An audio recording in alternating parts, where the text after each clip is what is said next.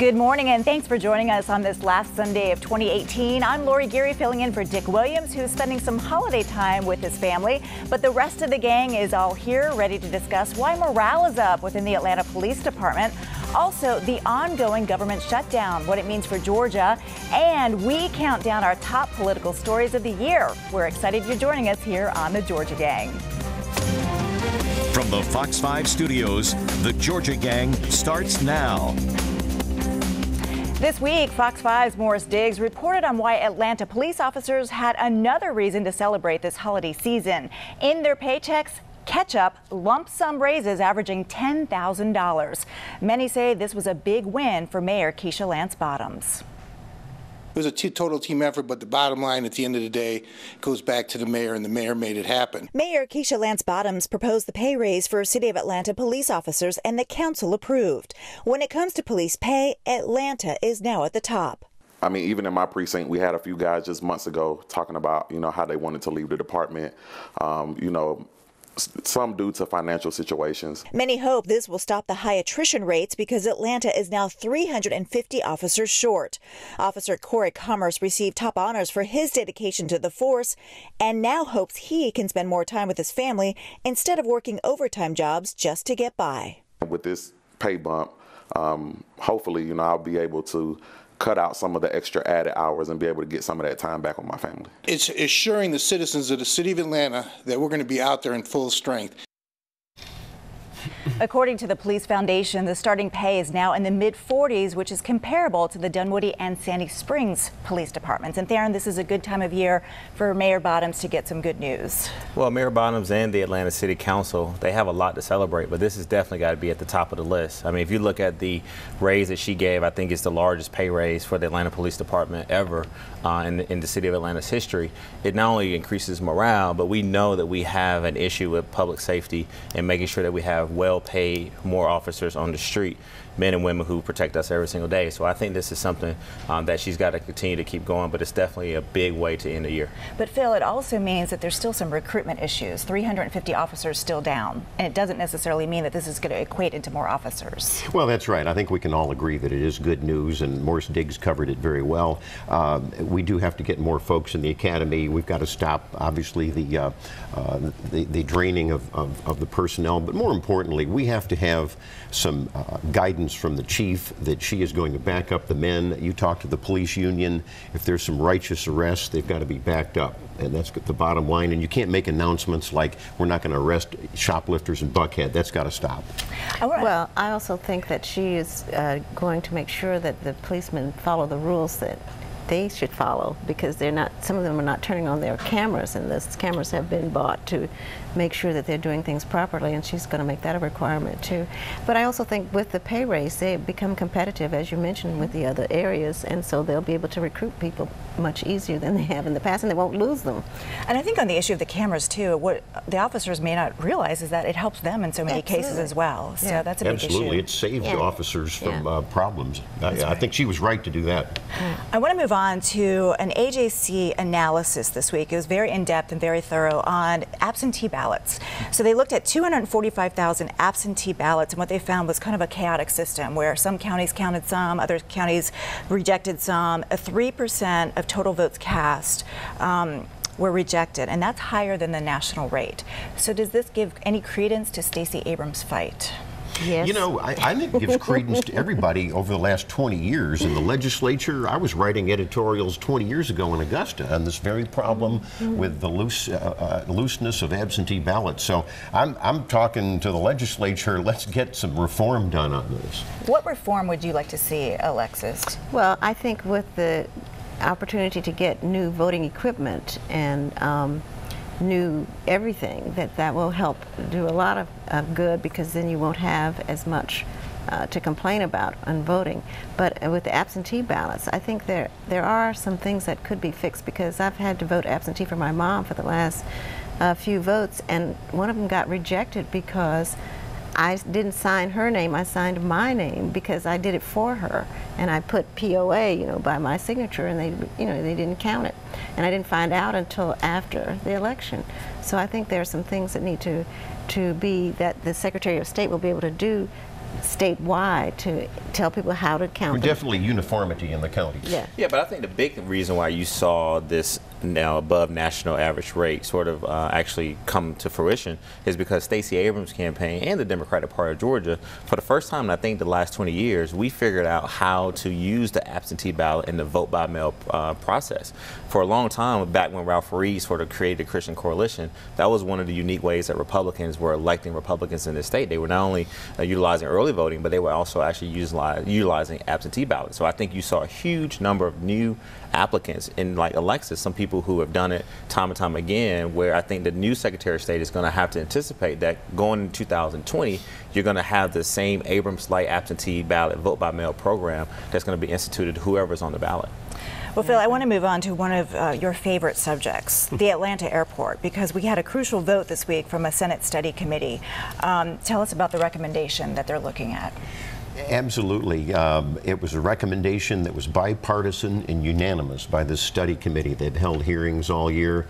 And I have to praise especially the Democrats, because they agreed with the Republicans that the great models to look at are the World Congress Center and the Georgia Ports Authority, states authorities that even Theron and Alexis have said in the past that run very well. So this is going to go forward in the legislature. I'm glad to see it. Yes, we all agree it's a wonderful, well-run airport, but that's not the point. The point is the corruption that's been going on. There's still a federal investigation investigating pay-for-play corruption over contracting, procurement, and vendors. And that's what the study committee is very concerned about. And it's a blight not just on Atlanta, but on the state of Georgia, and it should be fixed. But Theron, it's really not a takeover of the airport. It's a recommendation for some authority, some oversight. Well, Senator Jones tried to eliminate the word takeover, but there's been others that have been using it this week, and I think Republicans will continue to use it. When you use that term takeover, I mean, it's a way to excite, I think, a amount of dissension. I mean, if the true intent is to try to really look at this in depth, then take the word takeover out, because you can't use that word and not expect for certain people like me and others to have a sort of a reaction. But I think the key thing that Senator Jones said was that he complimented Mayor Bottoms, he complimented John Selden, the new general manager of the world's busiest and most efficient airport, and said that they were doing a good job. You also had some council members and the Democratic State Senator Valencia C. said, hey, while we know that there are some challenges there, they do like the way that the airport is being run and the direction that it's headed. And also Robert Highsmith, who represents the city of Atlanta, an attorney, said that a lot of the testimonies by a lot of people who brought up some of this corruption and procurement issues who testified before this committee, it was a lot of old news. It was very dated. That's a lot of BS. I tell you, so I saw that. Well, I'm only reporting what was in the paper. So I think ultimately, look, I think it's a good thing. I think the mayor is totally prepared to have this conversation in the legislature. I do think that they will move forward with a recommendation, but I would love to see how it plays out. And I think we got 40 days of the legislature to see what happens. A lot of fight ahead on this issue?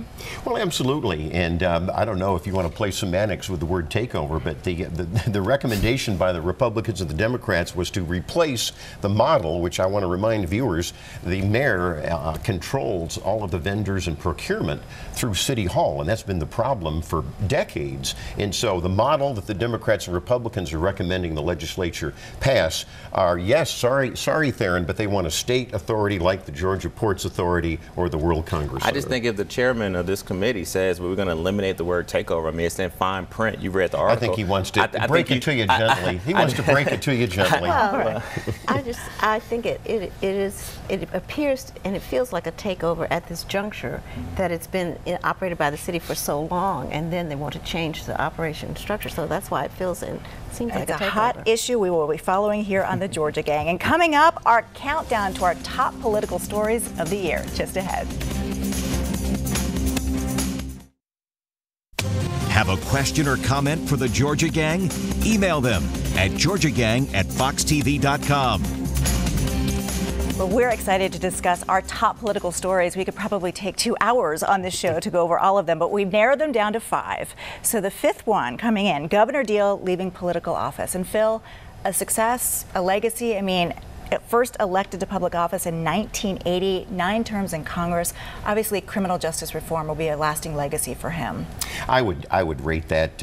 It's become a model for the nation. President Trump has cited it along with others. But I would also look at some other legacies by Governor Deal, and that would be the remolding of the judiciary into a more constitutional bent. He's totally changed with his appointees.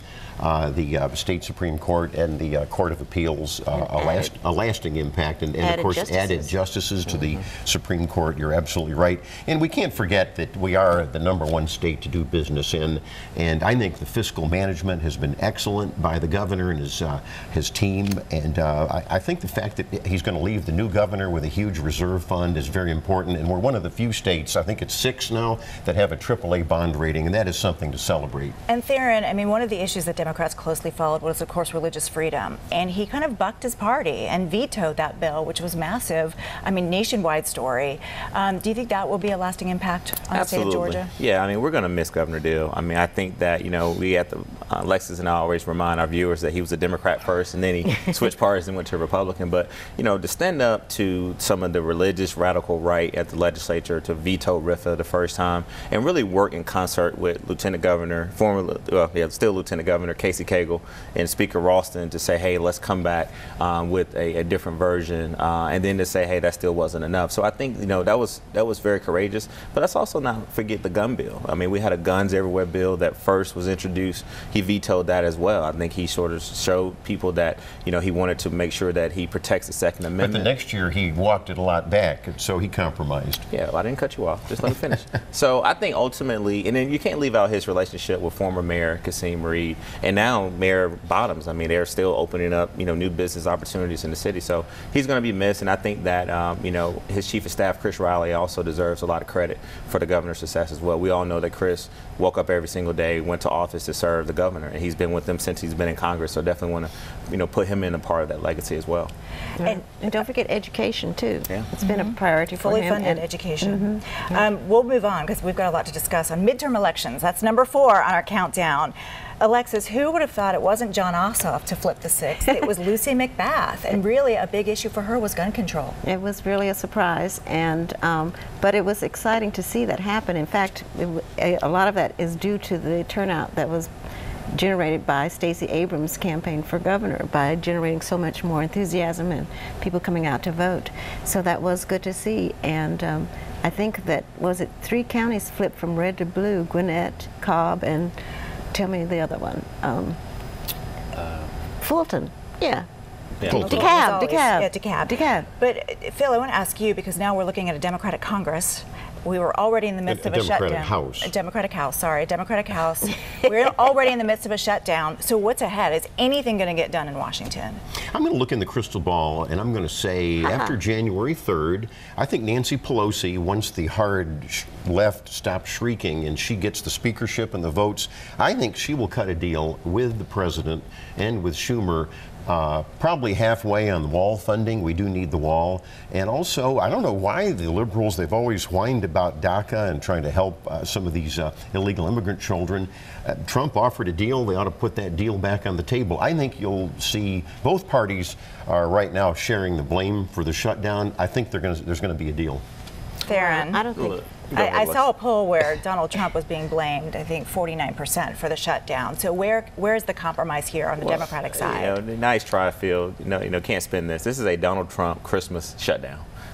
He caused the shutdown. He said that he would take the mantle and shut it down if he didn't get what he wanted. He threw this temper tantrum in D.C., and it's just really sad that as we sit here, there are people, even at the airport, TSA, I was talking to folks when I was coming through the airport this week, that you have some of the non-essential workers who, yeah, they're still working, but they may not get their paychecks. And even if they get their paychecks this week, then they're not sure where their paychecks are going to be there in the next week or so. So I disagree. I think Nancy Pelosi and the House Democrats are going to stand firm. I think they're not going to negotiate with this president. I think at the end of the day, the president's going to have to take what he can get around this wall or fence, whatever you call it. But I think that Democrats work very hard to get control of the House. I think the voters elected them to go there and lead and to resist this president. And I think that, you know, unfortunately, the president is going to have to walk it back a little bit and put these people back to work. This is just so unfair that we have people furloughed and out of work around Christmas time and New Year's. Phil, is this a tough issue for Georgia's Republican delegation, where are they coming down on this issue? It's not a tough issue. All the Republicans in the delegation, including some of the Democrats like Sanford Bishop, have always talked about having walls and fencing. In fact,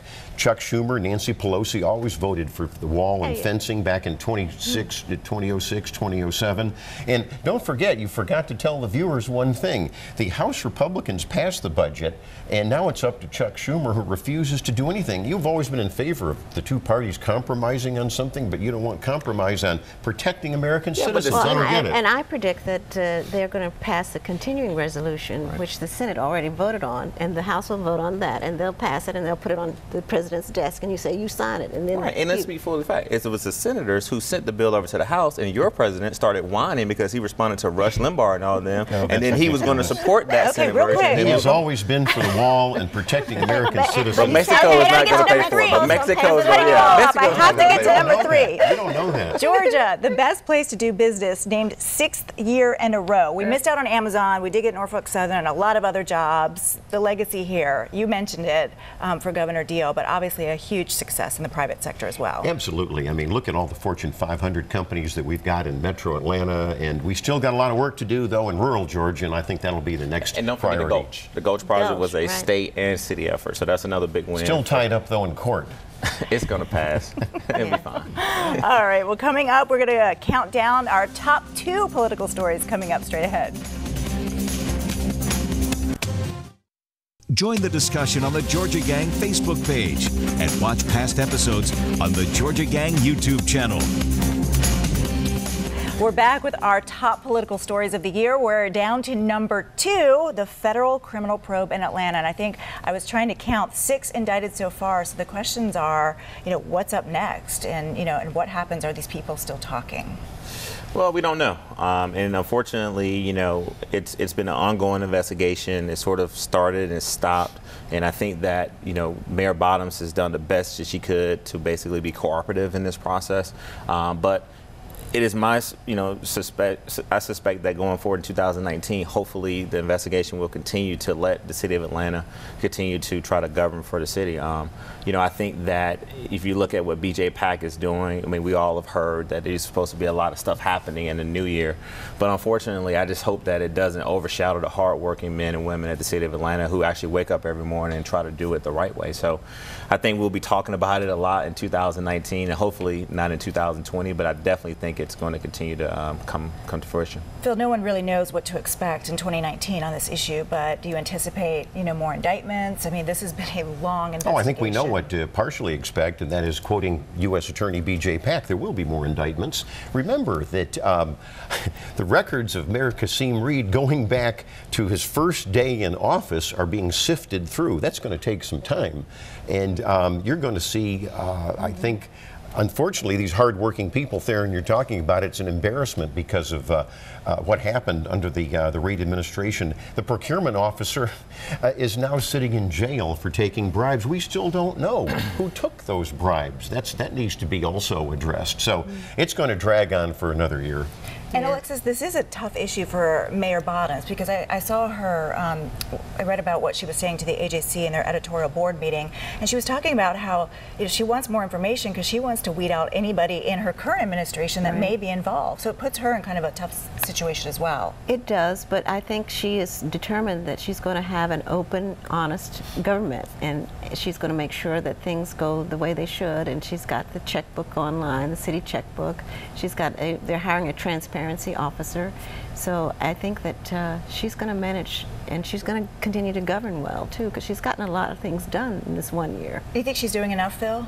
No. I mean, these are people that the mayor controls. She could be the best mayor in the world, but you've got people that don't have the safeguards. They've all been broken down. In fact, Mayor Bottoms kept on some of the bad actors in the first few months of her administration. Well, that was to... Why? Well, and she's been forced now to do all of this transparency. And I want to thank the Atlanta City Council. Atlanta City Council has been a great force to get her to do some of these transparency reforms that you're talking about. Yeah, let me push back on that. And for those of us, I mean, Lexi and I, we probably know the mayor a little bit better than you, Phil. And I think, Laura, you covered her over the years when she's city council. You can't force this mayor to do anything. I mean, let me just step in here. I think that while the council... Well, you don't know the council then. I know a bunch of the council members who did a lot of good work. We know, you talked to a lot of them, some of them who opposed her her on the goat deal, and that's fine. But I'm saying to you that I think that it's a strong mayoral form of government. While council has played a role, they've asked for transparency, particularly Council President Felicia Moore, who she has done everything to oppose Reed when he was the mayor. I think she voted no on 90% of the bills that came through the legislative process in the council. But it was this mayor who basically came with a 21st century open checkbook policy that basically says, let's open up the government. So I think, Phil, to say that she's been forced, when she campaigned on transparency, she campaigned on basically ending corruption in City Hall, and to say that she hasn't fired people, if you look at her cabinet, I think over 80% of her cabinet, if not 90% now, are new people who are here. She served on the city council and did nothing when she was on city council for transparency. But then the second thing is that somebody who's actually worked in city government, you can't come in on day one and just fire everybody. You got to keep some people to keep the city running. Nobody said that. Yeah. Well, you said that she kept a lot of the people. Well, she did. Who were the bad actors, I said. Let's move on, because I got to get to number one. I feel like we need a drum roll, but we know the number one political story of the year is the governor's race. Real quickly, guys, we have to discuss the primaries, because last year at this time we thought it was going to be Casey Cagle, right, as the Republican nominee. That all changed. Yeah. And it was quite a year. It was quite a year to watch politically. Looking ahead, even Brian Kemp has a lot of work to do, a lot of healing to do. Stacey Abrams is still in her fight. But your overall thoughts on the governor's race here? Well, very briefly, both parties did very well. Obviously, Brian Kemp was elected governor of Georgia through a rural strategy that worked, but the Democrats also made heavy inroads in suburban areas of Atlanta. And so both parties are going to have to recalibrate. On the Democrat side, how radical do you get if you're a statewide candidate? And then on the Republican side, too, how radical do you get? On the Republican side, I was about to say, you have to calibrate in terms of the electorate. And so, but was it radical? No, I believe in socialism isn't going to work for this state, and I think even a lot of Democrats agree with that. Oh, listen, if you read Stacey Abrams' website, it was all this socialist, big spending, big taxing. Lordy. That's not what people want. Speaking of Stacey Abrams, Theron, are we going to see her in 2020 or 2022? I think it's either going to be 2020 or 2022. You don't go and get roughly 2 million votes the way that she did and just disappear off the political scene. What Stacey Abrams did through her campaign is revolutionized the Georgia politics on the Democratic side forever. She took an old model that had worked in the past and basically added a lot of new strategies on board. Alexis talked about it, about the money that she spent in these rural counties and everything. And so I think also big hats off to Brian Kemp. He took a very bold, I think sometimes radical approach to defend the primary. Free enterprise. To beat Casey Cagle, who we all thought was going to be the Republican nominee. So, big hats off to both of them. It's been a fun political year to watch for all of us, for sure. Absolutely. And coming up, we'll have our favorite segment of the show. It's Winners and Losers. Stay tuned. Time now for the week's winners and losers. It's time to run the table on the winners and losers. And Theron, we'll start with you. All right, first winner is definitely got to be Stacey Abrams. I mean, a great run for governor. Also, big congratulations to Governor-elect Kemp. He ran a good campaign and became governor. Also, Lucy McBath. I think that for her to basically flip the six and to run a very good campaign focusing on bringing a level of humanization to gun violence and gun control was really good. Then also Mayor Keisha Lance Bottoms. I think that had a great year. First year as being mayor, has done a wonderful job. So those are going to be my three winners for the year. Well, I tell you what, I'm going to probably do the flip side of what Theron is doing, because I want to congratulate, obviously, Brian Kemp, who we talked about, the governor-elect, and that's probably the only one we would agree on. But I would say Felicia Moore, you had mentioned Theron, she is the taxpayers' watchdog on the Atlanta City Council and has been a check on the excesses of City Hall. And also, the new City Council members have really stepped up and have shown far more independence than, say, Keisha Lance Bottoms when she was just a rubber stamp on the City Council. And, of course, I have to say that President Trump is holding firm on trying to get border security. I hope there's enough Democrats in the Congress that would agree. I don't care whether you call it a fence or a wall, but let's get some security on the border. Okay, Alexis. I'm going to have to say ditto to Theron's, but maybe the exception of Brian Kemp. I'm not happy about him, but he did win, so congratulations, and he is a winner in that regard, but I think he didn't win in an appropriate way.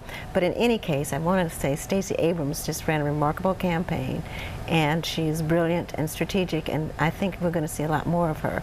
And she has a national reputation now as well, so we'll see what happens from there. And then Keisha Lance Bottoms, our mayor, who made the internet light up on Christmas with her macaroni and cheese. And she's, she's just so great about how she responds and reacts to the media and with the media, so it's a good thing. She had quite a few chuckles on the macaroni and cheese because the picture that she posted, it looked rather dry. And Twitter, right? Twitter just lit up. But for her, to Lexi's point, to just basically sort of embrace it and sort of make fun of herself in a way, but also and say, be hey, human and be, real. yeah, That's what we want to see from it's a breath of fresh That's air. good PR. That is, it is. She's a smart woman, so we're lucky to have her as our mayor. Well, I have a couple of winners. In keeping with Dick's tradition, we can't miss the Braves, who have made the playoffs, and of course, Atlanta United, MLS champions of 2018. Fabulous organization there. And just an organization that is near and dear to my heart is Sunshine on a Rainy Day. And we do home and room makeovers for kids with special needs. And this year, in 2019, we will be hitting on our 100th home renovation. Wow. So a big congratulations to Holly and Peter Rainey because they started the organization. They're a young couple, motivated. They started it just as a hobby on the weekends and turned it really into a full-time job. So a big shout out to them and a happy new year to everybody, and we will see you in 2019. Great. The opinions expressed in this broadcast are those of the panelists appearing in this program.